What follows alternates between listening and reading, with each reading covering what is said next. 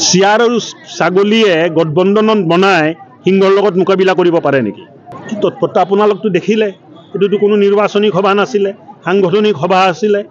৯,০০০ মানুহ ইয়াত মানে ভোটাৰ আছে এইটো পঞ্চায়তৰ, তাৰে ভিতৰত ৫,৫০০ মানুহ ইয়াত উপস্থিত আছে।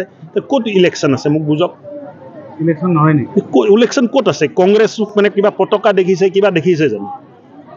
ইয়ে নহয়।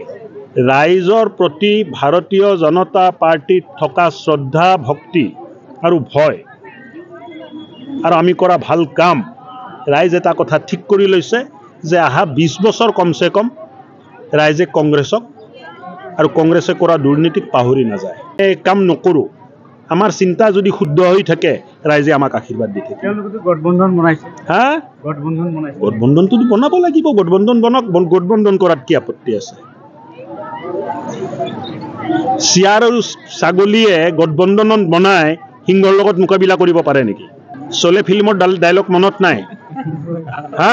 ঠাকুৰ, এই আদৰটো ভাৰতীয় জনতা পাৰ্টিৰ প্ৰতি আছে, এই আদৰটো প্ৰধানমন্ত্ৰী ডাঙৰীয়াৰ প্ৰতি আছে, এই আদৰটো অসমৰ মাননীয় মুখ্যমন্ত্ৰী ডক্টৰ হিমন্ত বিশ্ব শৰ্মাৰ প্ৰতি আছে।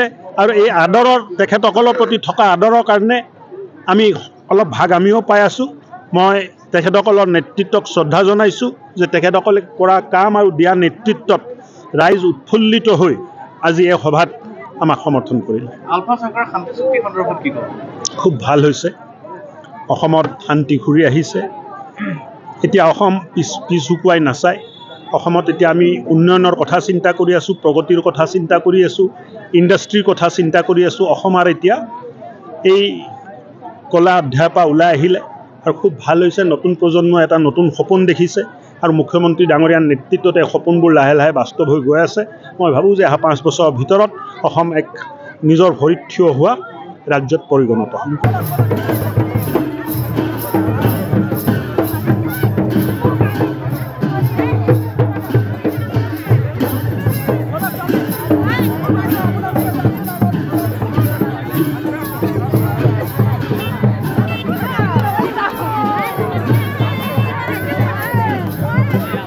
চিয়াৰ আৰু ছাগলীয়ে গঠবন্ধনত বনাই সিংহৰ লগত মোকাবিলা কৰিব পাৰে নেকি?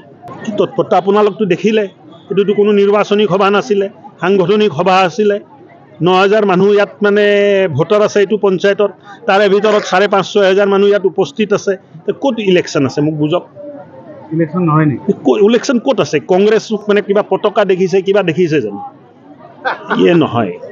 ৰাইজৰ প্ৰতি ভাৰতীয় জনতা পাৰ্টিত থকা শ্ৰদ্ধা, ভক্তি আৰু ভয় আৰু আমি কৰা ভাল কাম, ৰাইজ এটা কথা ঠিক কৰি লৈছে যে অহা ২০ বছৰ কমচে কম ৰাইজে কংগ্ৰেছক আৰু কংগ্ৰেছে কৰা দুৰ্নীতিক পাহৰি নাযায়। এই কাম নকৰোঁ। আমাৰ চিন্তা যদি শুদ্ধ হৈ থাকে, ৰাইজে আমাক আশীৰ্বাদ দি থাকে। তেওঁলোকেতো গঠবন্ধন বনাইছে। হা? গঠবন্ধন বনাইছে। গঠবন্ধনটোতো বনাব লাগিব। গঠবন্ধন বনাওক। গঠবন্ধন কৰাত কি আপত্তি আছে?